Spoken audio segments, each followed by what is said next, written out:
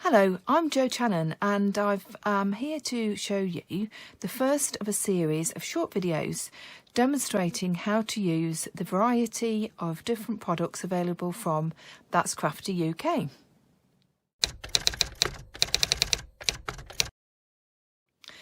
In this video we're going to chat about That's Crafty texture paste. So we've got two options here that we're going to look around.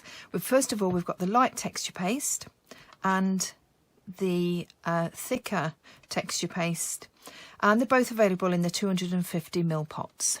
Okay, so first of all we'll have a look at the light texture paste. So this one, as the name suggests, is a little bit lighter in texture than the second option, and the difference between the two you can see quite easily is the different colours in the labels.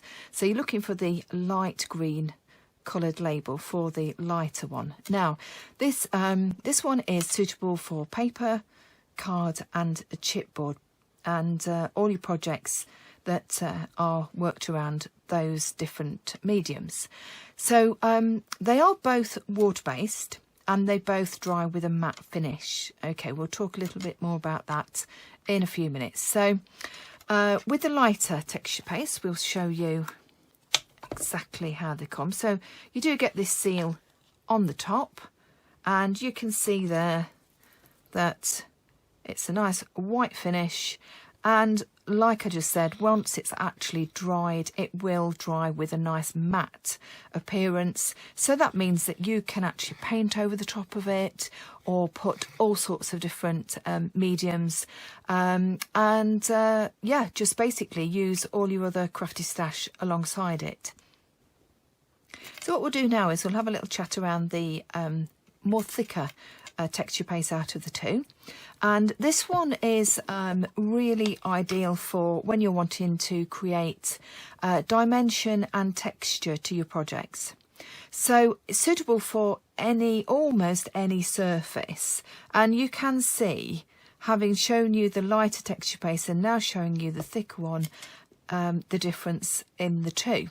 Okay, now both of the texture pastes are really ideal to use with your stencils.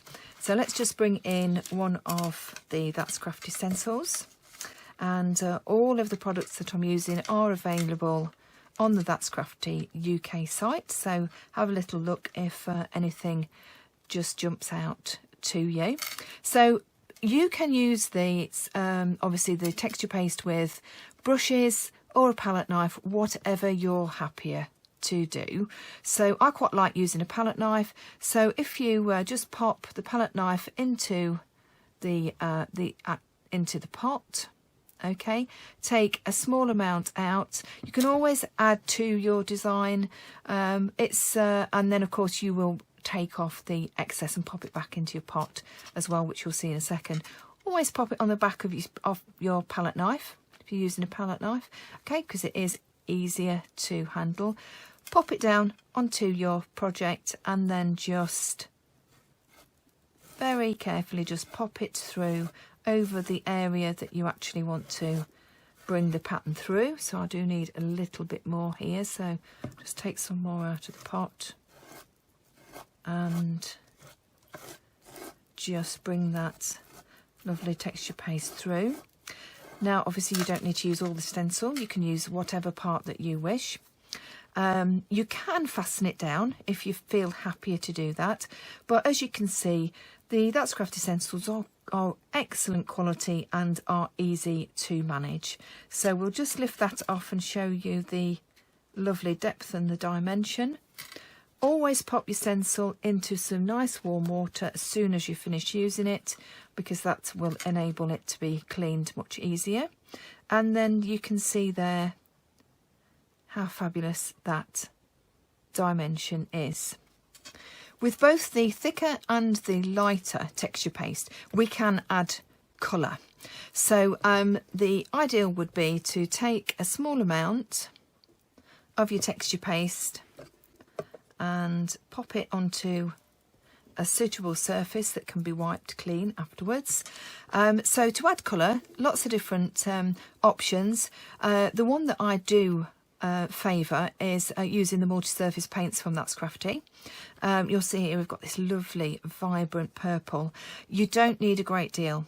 What you need to remember is that the multi-surface paints are obviously a water-based acrylic paint, and the paste, both the lighter paste and the thicker of the two, these are also water-based. So by adding more water in, it's obviously thinning down the consistency. So just be aware just to add a little at a time and not to actually thin it down too much, because it will go underneath the stencil if that's what you aim to use it for.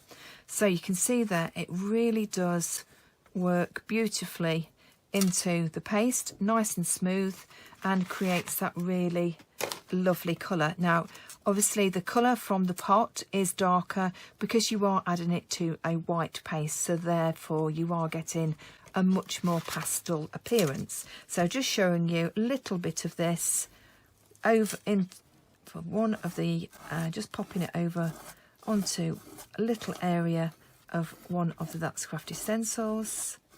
There we go, just to show you how that colour just works really lovely.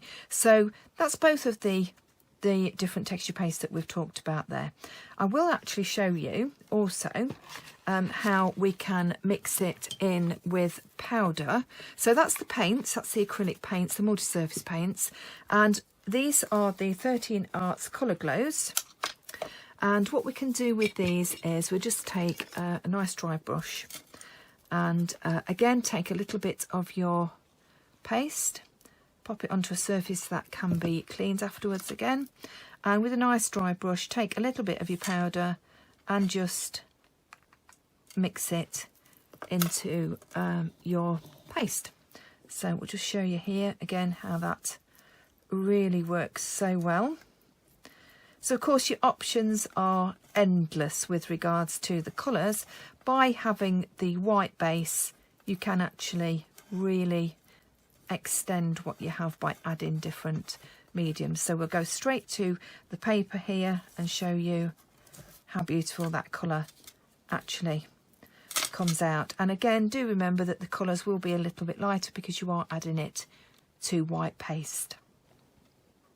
So with both the light and the thicker of the texture pastes, what we can also do is, if you would like to actually colour the surface after, say for instance you've popped it onto through a stencil or directly to card or paper or any surface that you're working on, as you can see on this example here, it does dry to a lovely chalky finish, which I really like, because what we can do is we can add our acrylic paints, and again I'm using the That's Crafty multi-surface paint.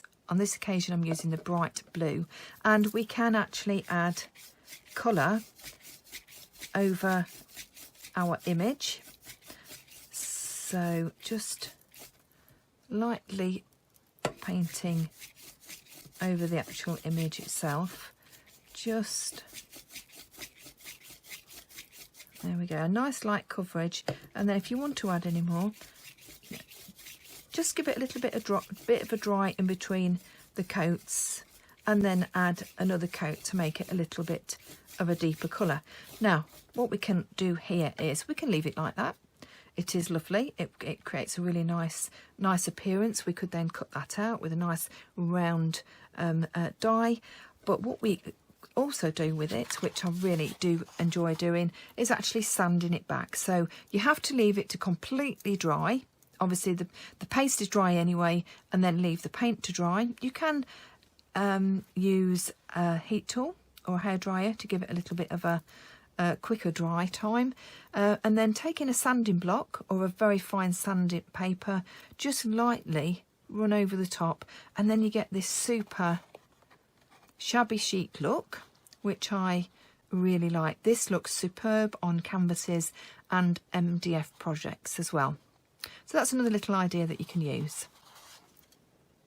So that finishes off this short video chatting about the texture pastes. Please do contact That's Crafty UK if you have any more questions. We'd be really happy to answer them. We also have a fabulous Facebook group called That's Crafty Creatives, where it's full of inspiration and lots of ideas, and you can pop on there and show what you've made with the That's Crafty UK products, and also chat with like-minded crafters. So thank you very much for taking the time to watch the video, and I hope this has explained how useful and how great the That's Crafty texture pastes are.